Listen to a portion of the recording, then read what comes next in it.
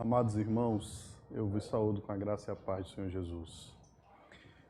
Mesmo em dias tão difíceis, é uma alegria tremenda estar na casa do Senhor, estar servindo ao Senhor. Que possamos seguir firmes, perseverantes, trabalhando no Senhor e sempre com súplicas e orações, crendo que tudo isso vai passar. Em nome de Jesus. Vamos meditar um pouco nessa noite na palavra do Senhor.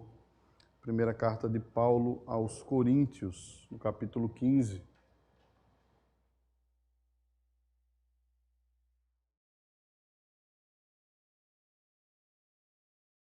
Primeira carta de Paulo aos Coríntios, capítulo 15. Inicialmente vamos estar lendo apenas dos versos 1 ao verso 4. Depois estaremos dando continuidade à exposição de todo o capítulo, se assim Deus nos permitir. Assim diz a palavra do Senhor, irmãos. Irmãos, venho lembrar-vos o evangelho que vos anunciei, o qual recebestes e no qual ainda perseverais.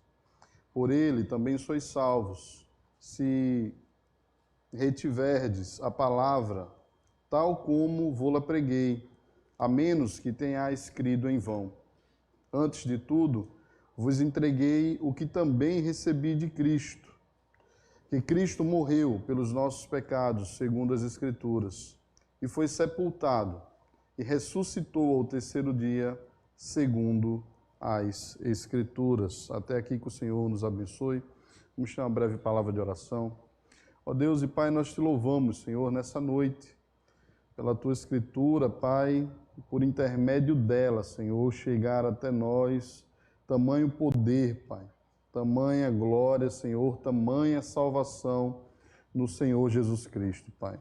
Em nome de Jesus, que o Senhor tenha misericórdia de cada um de nós, tenha misericórdia de mim, Pai, e que o Senhor possa, Deus, pela instrumentalidade do Teu Espírito, comunicar a Tua santa palavra, a fim, Pai, de consolar, de confortar os nossos corações, de renovar, Senhor, a nossa fé nessa noite, Pai, mas também, Deus, que tudo isso produza um único fim, a glória do Teu nome. Te oramos em nome de Jesus. Amém.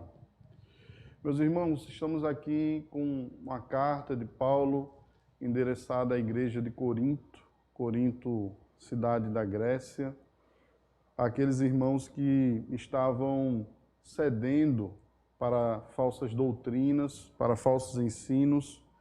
E nós entendemos aqui que essa carta, pelo que se conta a história, foi escrita aproximadamente no ano 50, após o nascimento de Cristo. E nós vemos aqui que desse ponto que nós vamos tratar nessa noite, ponto da ressurreição de Cristo, para a carta de Paulo a esses irmãos em Corinto, passaram-se aproximadamente 20 anos. O Senhor Jesus foi morto, crucificado e ressurreto por volta do ano 30 a 33. E aqui o apóstolo Paulo está escrevendo a esses irmãos por volta do ano 50, ou seja, 20 anos após a ressurreição do nosso Senhor. E hoje nós estamos aqui, como a Igreja de Cristo, fincada nesse alicerce, nessa escritura, 2000 anos após a tudo isso que ocorreu aqui, crendo nessa mesma fé. Se tivesse que dar um tema essa noite, trataria da ressurreição, a doutrina fundamental da nossa fé. Meus irmãos, aqui nesse contexto, o apóstolo Paulo ele vem exortar essa igreja, vem lembrar essa igreja, como ele cita já no versículo 1, o evangelho ao qual eles receberam que fora anunciado. Não é de conhecimento de poucos, mas vivemos no mundo desolado, vivemos no mundo, de certa forma, em destruição. Esses irmãos aqui na igreja de Corinto também estavam passando por situações semelhantes às nossas vidas hoje em dia. Por isso o apóstolo Paulo ele começa essa carta trazendo à memória aqueles irmãos aquilo que também nos dá esperança. Lembrai-vos do evangelho que vos anunciei, o qual recebestes, no qual ainda perseverais. É nesse evangelho que a igreja do Senhor Jesus Cristo está fincada ainda nos dias de hoje. Meus irmãos, é importante nós meditarmos e estudarmos, e aqui nesse capítulo 15 é onde o apóstolo Paulo vem trazer de forma ampla toda a doutrina da ressurreição. De fato, Corinto é uma cidade grega, e os gregos eles não criam na ressurreição. Os gregos eles até criam na imortalidade da alma, mas eles diziam que o corpo é mau e que o corpo, de certa forma, aprisionava a alma. Nós não cremos dessa forma. O apóstolo Paulo está combatendo essa seita, essas falsas doutrinas que vêm adentrando aqui na igreja de Corinto, sobre que aqueles irmãos já tinham recebido o evangelho de Cristo, já tinham ouvido o testemunho da ressurreição do Senhor, mas agora eles vinham a ter dúvidas sobre a ressurreição da alma. E esse capítulo vai discorrer sobre tudo isso, sobre como nós devemos pensar acerca da doutrina da ressurreição. Ele segue no verso 2, meus irmãos, falando: e por ele sois salvos, se retiverdes a palavra tal como vô-la preguei, a menos que tenhais crido em vão. O apóstolo Paulo está falando de forma clara e evidente aqui que a nossa fé, aquilo que nós temos crido, não é em vão, meus irmãos. Que de fato Cristo morreu pelos nossos pecados, e assim afirmam as Escrituras. As Escrituras elas predizem o Senhor Jesus Cristo desde o Gênesis em Moisés, desde os profetas, desde os Salmos. Nós temos toda a compreensão de que o Evangelho de Jesus Cristo foi dado na plenitude dos tempos e que a morte de Cristo não foi vão, porque ele venceu a morte, ressuscitando ao terceiro dia. E é essa doutrina aqui, tão improvável para os gregos, tão improvável para os filósofos que criam, que o apóstolo Paulo está reafirmando naquela cidade de Corinto, né? O que vocês têm crido nessa ressurreição, meus irmãos, não tem sido em vão. Ele continua dizendo no verso 3, antes de tudo vos entreguei o que também recebi, que Cristo morreu pelos nossos pecados, e aqui ele afirma, segundo as Escrituras, e que foi sepultado, ressuscitou ao terceiro dia, e ele novamente cita segundo as Escrituras. É importante, meus irmãos, que o apóstolo Paulo frisa àqueles irmãos que a doutrina de Cristo ela já fora revelada, e ele vai falar isso mais aqui à frente, e está conforme as Sagradas Escrituras. Por isso, meus irmãos, o instrumento importante da nossa vida, por isso nosso manual de fé e de prática são as Sagradas Escrituras. Então, meus irmãos, nesse primeiro trecho do capítulo 15, dos versos 1 ao 13, na realidade o apóstolo Paulo vem trazer a memória sobre a firmeza que nós, os crentes, devemos ter na salvação no nosso Senhor Jesus Cristo.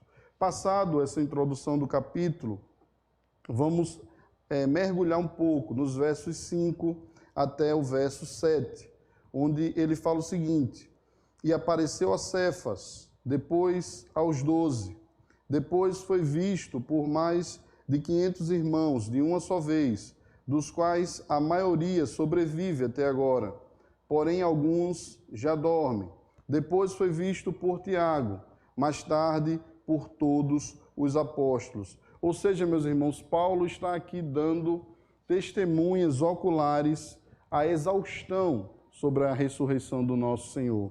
O nosso Senhor ele foi visto por várias pessoas. Ele apareceu, no caso, a Cefas, a Pedro, e depois aos 12 discípulos. E depois foi visto por mais de 500 irmãos de uma só vez. Ou seja, aquele que venceu a morte, aquele que saiu da pedra do sepulcro e apareceu a todos, de fato, ressuscitou. É isso que Paulo está reafirmando conforme as Escrituras. Mas correntes de filósofos e correntes de historiadores seguem por todo o mundo, querendo desfazer dessa verdade, querendo incentivar a muitos a crerem que de fato isso não ocorreu.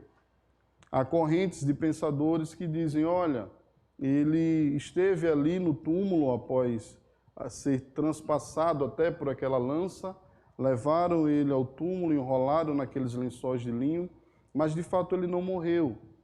Ele estava ali como um adormecido, né?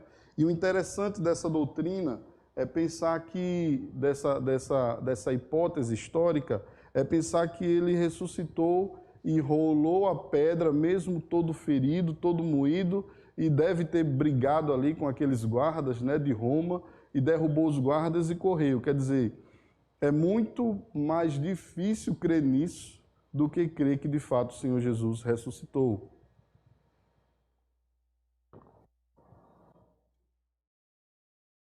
Outra corrente que vem contestar aqui que o Senhor Jesus ressuscitou seria que os discípulos roubaram o corpo, né?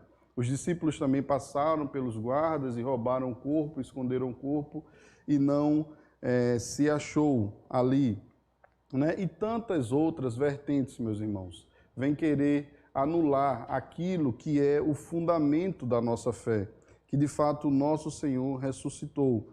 E o interessante é que Cristo ressuscitou com o corpo transformado. Nós vamos ver isso mais à frente. Então, de forma que aquele milagre da ressurreição não há segmento nenhum na história que possa anular essa tão grande verdade que a igreja defende até os dias de hoje.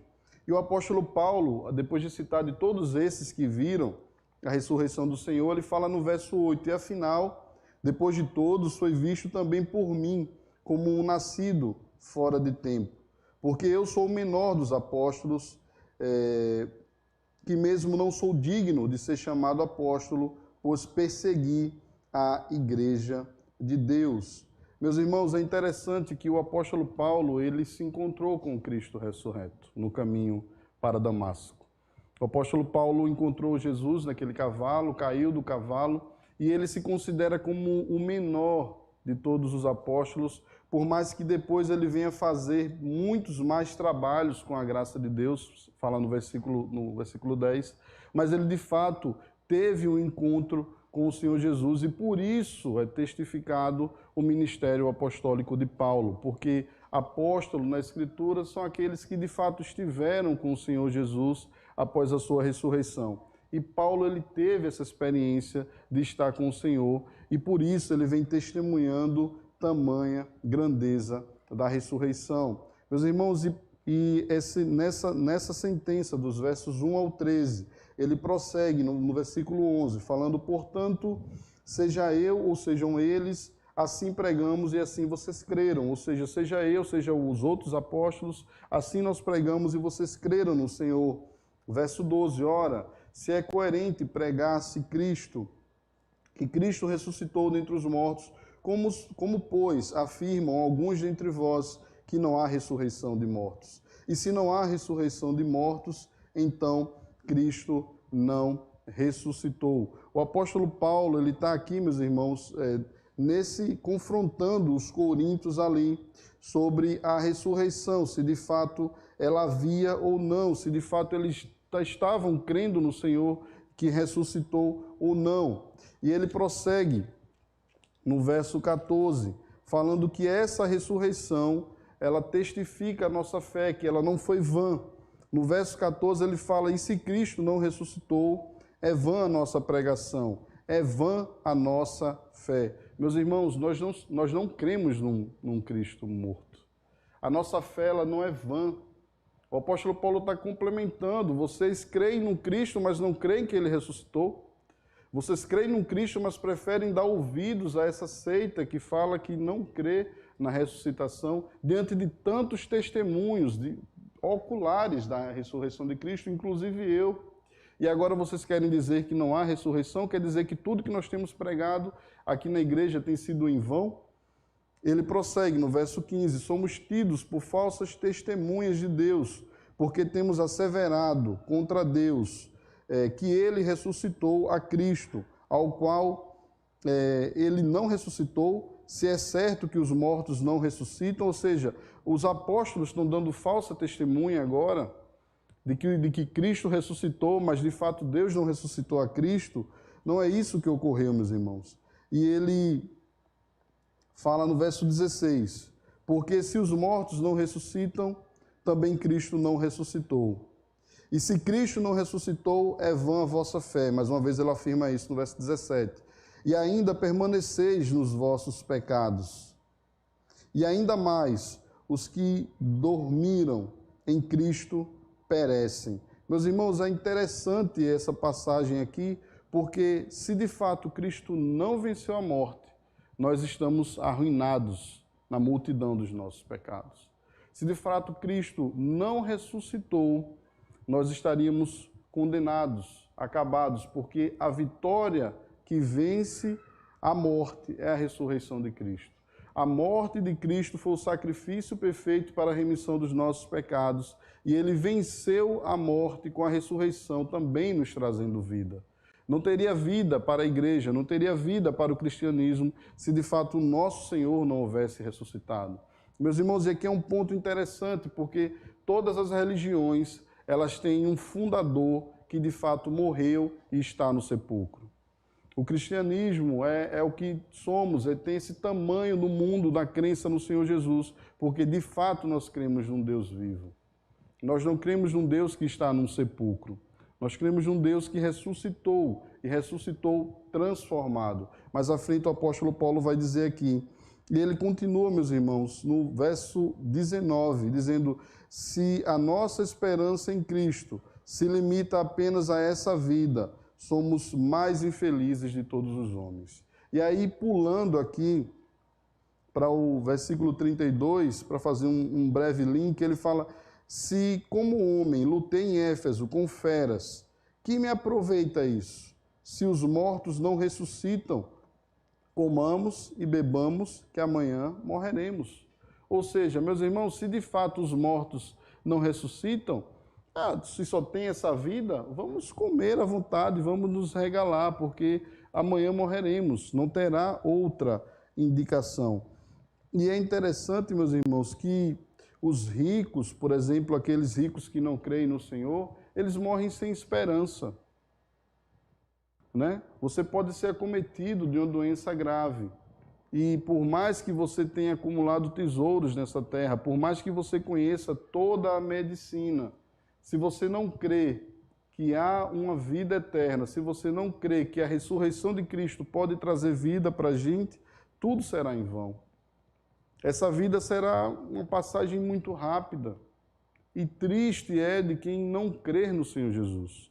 Triste é aquele que não crê que após essa vida tem uma continuidade e em glória, uma continuidade eterna. Ou seja, aqueles que dormiram em Cristo, ele fala no verso 18, se a gente crê que Cristo não ressuscitou, aqueles que já estão mortos, que já estão adormecidos, essa expressão, de fato pereceram. Ou seja, de fato eles se acabaram. Eles não vão mais brotar, eles não vão mais ressuscitar. E é isso que Cristo está combatendo a ele. Olha, cuidado nisso que vocês estão falando aí. Vocês estão interessados em estar baseados na filosofia, vocês estão cedendo a essas falsas doutrinas no meio de vocês novamente. E não é assim. E ele vem falar, continuar no verso 20, né? No verso 20, onde ele cita justamente que Cristo, ele é as primícias dos que dormem. O versículo 20 fala: mas de fato Cristo ressuscitou dentre os mortos. Não é assim. Não é da forma que vocês estão crendo, que Cristo não ressuscitou, que vocês estão se deixando levar por isso. Não é assim. De fato, Cristo ressuscitou dentre os mortos, sendo ele as primícias dos que dormem. Essa expressão aqui de primícias, meus irmãos, vem falar o apóstolo Paulo porque os tempos de Corinto, a sociedade era uma sociedade que mexia muito com a agricultura, né? Eles tinham que plantar, tinham que comercializar tudo aquilo. E, de fato, quem tinha um fazendeiro que tinha uma grande plantação, ele, ao terminar a sua colheita, ele pegava tudo que ele recolhia de primeiro e levava para as feiras, para os grandes distribuidores, como primícias, para mostrar que aquele produto ali é o que ele estava vendendo, e a partir dali o atacadista via que aquilo era bom ou não e comprava toda a safra com base naquela primícia que ele estava vendo ali. Ou seja, esse versículo 20, ele indica que Cristo é o primeiro a ser glorificado de toda a humanidade que está adormecida. Nós temos passagens nas Escrituras de outros homens que foram ressuscitados até antes de Cristo. O próprio Cristo ressuscitou a Lázaro, o seu amigo. Mas nós entendemos, né, que essa ressurreição de Lázaro, ou até no ministério de Elias, no ministério de Eliseu, as filhas de Naim, todos esses ressuscitaram, mas não foram glorificados. Eles não foram, porque Cristo é o primogênito dos que dormiam. Então, esses que ressuscitaram antes de Cristo provavelmente morreram novamente. Tiveram uma segunda morte. E o Senhor Jesus não, ele ressuscitou de forma glorificada, de uma vez por todas. Ele segue no verso 21, dizendo: visto que a morte veio por um homem, também por um homem veio a ressurreição dos mortos. Ou seja, ele está falando que em Adão entrou a morte da humanidade, e ele está dizendo que em Cristo, se fazendo homem, veio a ressurreição. E de fato, a morte entrou, a primeira morte você vê quando Caim matou Abel, né? A morte, a partir de Adão, começou lá em Abel. Verso 22, porque assim como Adão, todos morrem, assim também todos serão vivificados em Cristo. Cada um, porém, por sua própria ordem. Cristo, as primícias, depois os que são de Cristo na sua vinda. Meus irmãos, seremos todos transformados quando o Senhor Jesus voltar. Essa é a razão da nossa fé. Muitos ainda dormem, mas quando Cristo voltar, nós seremos transformados. É interessante uma palavra do reverendo Ronaldo Lidório, que se nós usássemos os recursos que nós temos para evangelizar, nós já teríamos evangelizado o mundo 10 vezes. A igreja, de fato, precisa acordar. A igreja, de fato, precisa despertar. E eu costumo dizer, meus irmãos, me perdoem se for um excesso, mas eu penso que é como se a gente quisesse, de fato, experimentar a morte quando não pregamos o evangelho. É como se os anos fossem passando, os nossos cabelos fossem ficando brancos, ou nós fôssemos ficando careca, ficando velho, já chegando o tempo de adormecer, e a força que o Evangelho, que o Senhor Jesus nos revestiu, o poder do Espírito Santo, o dínamos para a pregação do Evangelho, nós não colocamos em prática. E daí é como se de fato nós quiséssemos experimentar a morte que entrou no mundo por Adão. De fato, da passagem da ressurreição para cá se passaram 2000 anos. Os irmãos aqui em Corinto, essa carta tinha mais ou menos 20 anos que o Senhor Jesus tinha sido ressurreto, né? E 2000 anos passaram-se, e previsões da volta de Cristo. Podemos fazer? Não. Podemos entender que Cristo vai voltar daqui a 20 anos? Não sabemos. Cristo vai voltar daqui a 500 anos? Não sabemos. O fato é que nós, que cremos na ressurreição, devemos pregar o Evangelho, a fim de que o nosso Senhor volte o quanto antes. Maranata. Ora vem, Senhor Jesus. Que nós possamos comunicar isso. O verso 24, meus irmãos, fala: e então virá o fim, quando ele entregar o reino de Deus Pai, quando houver destruído todo o principado, bem como toda a potestade, porque convém que ele reine, até que haja posto todos os inimigos debaixo dos seus pés. O último inimigo a ser destruído é a morte. Cristo venceu a morte. Cristo governa todo o universo. Foi dado esse poder, foi dado essa glória de Deus para Cristo governar. E Cristo hoje está à direita de Deus governando sobre tudo isso. Mas a morte, que já foi vencida, ela ainda não foi destruída. Não foi destruída por quê, meus irmãos? Porque nós ainda morremos.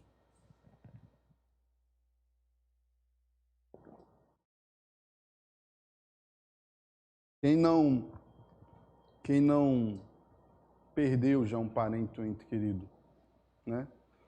Recentemente eu perdi a minha mãe foi dormir com o Senhor, né? Meu pai também já pôde ir para sepultamentos da minha avó, do meu avô, de amigos, né? E você diante de um sepulcro, diante de uma pessoa que está morta, né?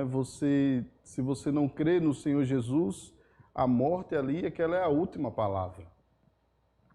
E o que o apóstolo Paulo está explicando para cada um de nós aqui é que Cristo vai destruir a morte. A morte ela ainda está presente nesse tempo da nossa peregrinação. Mas quando o Senhor voltar, a morte de fato será destruída. E veja o que o texto continua a dizer no verso 27. Porque todas as coisas sujeitou debaixo dos pés. E quando diz que todas as coisas lhe estão sujeitas, certamente exclui aquele que tudo lhe subordinou.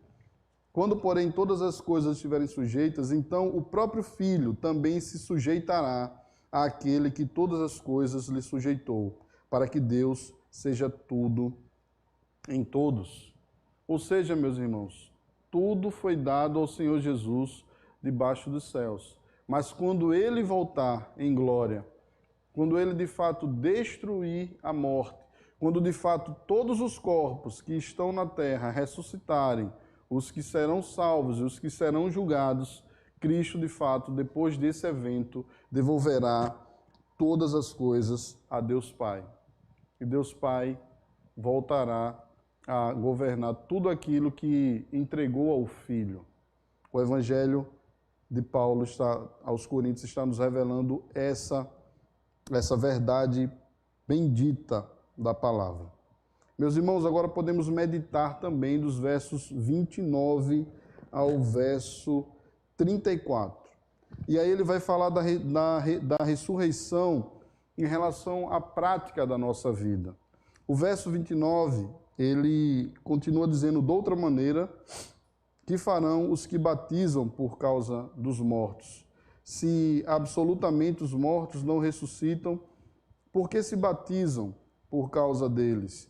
Aqui é um versículo muito controverso da palavra de Deus, no sentido de que até outras seitas se utilizam dessa passagem para fazer uma doutrina que não existe. O que o apóstolo Paulo está confrontando os coríntios aqui, nesse verso 29, é que havia uma seita na época que os cristãos acreditavam que poderiam ser batizados em lugar dos seus parentes que já morreram, em lugar daqueles que já estavam adormecidos, que não tinham crido no Senhor Jesus. Eu vou me batizar em função, por exemplo, da minha avó, que já morreu, para que ela venha a ser ressurreta pelo Senhor Jesus. E, de fato, aqui, até esses que estavam crendo nessa falsa doutrina, eles tinham mais fé do que os crentes que estavam em Corinto sendo exortados por Paulo nessa maneira. Vai dizer, até eles que estão crendo de forma errada, eles creem na ressurreição. E vocês não querem crer na ressurreição. Isso que eles estão crendo, que poderiam se batizar em função de outro parente, é errado. Isso está errado. Né? Não é princípio de Cristo, não é princípio bíblico. Mas pior do que eles estão vocês, que pelo menos eles acreditam que há a possibilidade da ressurreição. E vocês não acreditam na ressurreição, vocês estão iguais aos filósofos daqui da Grécia. E ele continua no verso 30. E por também nós nos expomos, e por que também nós nos expomos a perigos a toda hora? Dia após dia morro. Eu protesto, irmãos, pela glória que tenho em vós outros, em Cristo Jesus, nosso Senhor. Se como homem lutei em Éfeso com feras, que me aproveita isso? Se mortos não ressuscitam, comamos e bebamos, que amanhã morreremos. Não vos enganeis, as más conversas corrompem os bons costumes. Meus irmãos, o apóstolo Paulo está dizendo, olha, o que é que eu tenho feito? Lutado tanto com feras, eu tenho sido perseguido demais, apesar de que eu já fui o maior perseguidor da igreja, mas agora em Cristo eu sou muito perseguido, estou lutando tudo isso, né? Mas vocês não estão crendo na nossa doutrina, e mais, vocês estão crendo em mais conversações, vocês estão crendo em falsas doutrinas. Por isso, meus irmãos, não devemos dar ouvido a tudo que jogam nos nossos ouvidos no meio da rua. Nós não devemos estar ouvindo qualquer tipo de conteúdo, qualquer tipo de mídia. O apóstolo Paulo está dizendo aqui, ó, não vos enganeis, as más conversações corrompem os bons costumes. Nós não devemos ver todo o conteúdo que é jogado para nós na internet. Nós não devemos ver todo filme que é lançado. Não devemos. Nós não devemos acreditar, nós devemos estar se envolvendo com mais conversações e achando que sairemos dali ilesos. O apóstolo Paulo está exortando, alertando-nos, olha, você vai sair daí prejudicado. Você pode ter a sua vida, né, o seu bom costume corrompido. Aí ele segue no versículo 34, dizendo, tornai-vos a sobriedade, como é justo, e não pequeis, porque alguns ainda não têm conhecimento de Deus. Isto digo para a vossa vergonha. Meus irmãos, o apóstolo Paulo, ele está dizendo aqui, sobretudo, que além de nós não darmos ouvidos a esses maus costumes que desviam a nossa crença na realidade da ressurreição do Senhor, ele fala o seguinte, que a nossa vocação é santa. O nosso chamado a crer no Senhor Jesus é santo. Nós seremos ressuscitados em glória, mas para isso nós devemos caminhar aqui em santidade. Não que seja isso a medida. A eleição foi dada na eternidade, antes dos tempos eternos. Mas o que testifica essa eleição, o que testifica o nosso chamado e a nossa vocação, sobretudo, é a santidade. Como diz em 2 Timóteo 1,9. A nossa vocação é santa. E daí o apóstolo Paulo vai entrar agora nessa sentença dos versos 35 ao 49, e ele vai esclarecer um ponto muito importante. Como será a distinção de cada um de nós quando tivermos o nosso corpo glorificado, restaurado? Vamos nos conhecer? Não vamos? Vamos estar com nossas esposas e maridos? Não vamos com os nossos filhos? Como será no céu? De fato, nos conheceremos. Ele segue dizendo no verso 35. Mas alguém dirá, como ressuscitam os mortos? E em que corpo vêm? Insensato, o que semeias não nasce se primeiro não morrer. E quando semeias, não semeias o corpo que há de ser, mas o simples grão, como de trigo ou de qualquer outra semente. Mas Deus lhe dá o corpo como lhe aprouver dar, e cada um das sementes tem o seu corpo apropriado. Meus irmãos, aqui o apóstolo Paulo está esclarecendo que quando nós morremos, o nosso corpo é lançado na terra como uma semente. E esse corpo, após ser lançado como uma semente, no tempo apropriado, ele vai brotar, ele vai florescer, ele vai nascer. No caso aqui em Cristo, ele vai ressuscitar para a glória. E ele segue explicando um pouco mais, no verso 39. Nem toda carne é a mesma, porém, uma carne é a carne dos homens, outra dos animais, outra das aves, outra dos peixes. Também há corpos celestiais e corpos terrestres. E sem dúvida, uma é a glória dos celestiais e outra é a dos terrestres. Uma é a glória do sol, outra a glória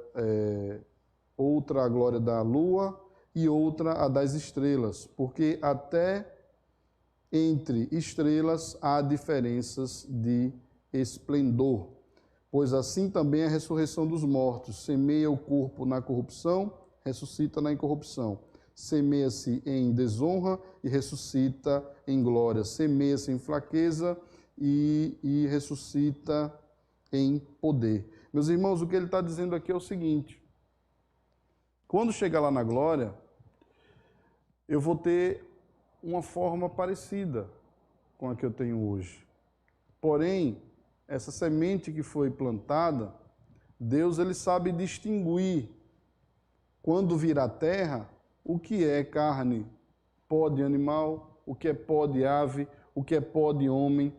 Deus ele vai encontrar lá nas primícias da terra, aquele primeiro homem que foi o homem natural. E ele vai buscar daquela terra, daquele homem natural que está ali morto, para poder restaurar nele, criar nele um homem espiritual, agora glorificado. Vamos ter conhecimento uns dos outros no céu. Vou saber quem é Dijana, ela vai saber quem sou eu, vou saber quem é Jorge, quem é minha sogra, Eduardo. De fato, nós nos conheceremos, mas não teremos a relação parental como nós temos hoje aqui na terra. Nós não nos daremos em casamento mais no céu. Quem quiser se casar, que aproveite o tempo que há na peregrinação, porque no céu não haverá casamento. Mas certamente será algo muito superior, algo muito melhor. Então, meus irmãos, e ele fala aqui da diferença da glória. Ele fala que uma é a glória do sol, outra é a glória da lua, outra das estrelas, porque entre estrela e estrela há diferenças de esplendor. E aqui o apóstolo Paulo esmiuça e ele nos dá uma explicação muito forte de como será o galardão. No capítulo 3 de 1 Coríntios também ele vem falar dessa distinção, de crentes que vão até a eternidade sem glória alguma, sem galardão algum. E de fato, isso aqui, essa doutrina, não é para que chegue no céu, nossa, como a luz de Hugo brilha, para que haja inveja no céu. Nada disso. Não haverá espaço para isso. Mas sim, de fato, aquilo que nós plantarmos aqui na nossa peregrinação, nós colheremos em glória. O brilho será mais forte. O nosso corpo transformado haverá certas diferenças. Isso não vai causar inveja, porque tais sentimentos não vão existir no céu. Mas, de fato, teremos diferenças quando seremos ressuscitados. Então, por isso, meus irmãos, que nos apressemos em pregar o Evangelho.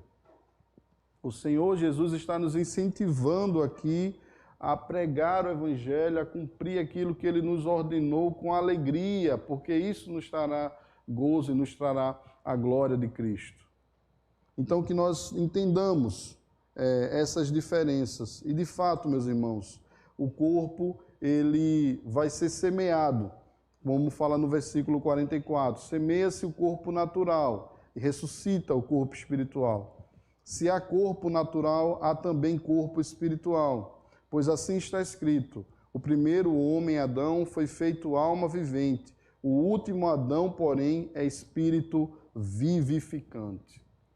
O primeiro Adão, ele tem uma alma vivente, que foi o Adão que pecou, que através dele entrou a morte, e daí ele teve a morte comunicada, dada como herança a todos nós, a todos os homens, e com isso o espírito também morreria eternamente, também sofreria eternamente essa consequência, mas o segundo Adão, ou o outro homem, que é o Senhor Jesus Cristo, ele é espírito vivificante. É aquele que nos traz a vida, é aquele que vivifica. Ele continua dizendo no verso 46, mas não é o primeiro o espiritual, e sim o natural. Depois o espiritual, que é Cristo. O primeiro homem formado da terra é terreno, o segundo homem é do céu, é Cristo Jesus. Como foi o primeiro homem terreno, tais são também os demais homens terrenos. E como é o homem celestial, tais também os celestiais. E assim como trouxemos a imagem do que é terreno, devemos trazer também a imagem do celestial. Meus irmãos, nós não tivemos a oportunidade, assim como o apóstolo Paulo teve e caiu do cavalo, ao ver o nosso Cristo ressurreto com seu corpo glorificado. Mas nós teremos a oportunidade de vê-lo, de abraçá-lo, de beijá-lo quando estivermos lá. Que dia glorioso será esse, meus irmãos? Que alegria será essa quando pudermos nos encontrar com o nosso Redentor, com o nosso Salvador, a saber que tudo que Ele tem preparado é perfeito e é bom. Meus irmãos, tem uma passagem que fala que esse tabernáculo terrestre vai se desfazer. É uma passagem que eu gosto muito, que está na segunda carta de Paulo aos Coríntios, no capítulo 5. No verso 1, ele fala, sabemos que se a nossa casa terrestre, deste tabernáculo, se desfizer, temos da parte de Deus um edifício, casa não feita por mãos, eterna nos céus. é para onde nós iremos morar, meus irmãos. É onde nós iremos viver, sobretudo com um corpo glorificado. Eu tenho certeza que quando ele fala de edifício feito por Deus, de casa não terrena, mas de uma morada eterna nos céus, ele está se referindo não apenas às ruas de ouro, às mansões celestiais, nada disso, mas de fato um corpo que teremos que será glorificado, que não haverá dor, que não os cabelos brancos não aparecerão mais pela velhice. E daí um ponto importante, um pouco de curiosidade também. Por exemplo, semeia-se na terra o meu corpo, todo imperfeito, cheio de problema, doença, tal.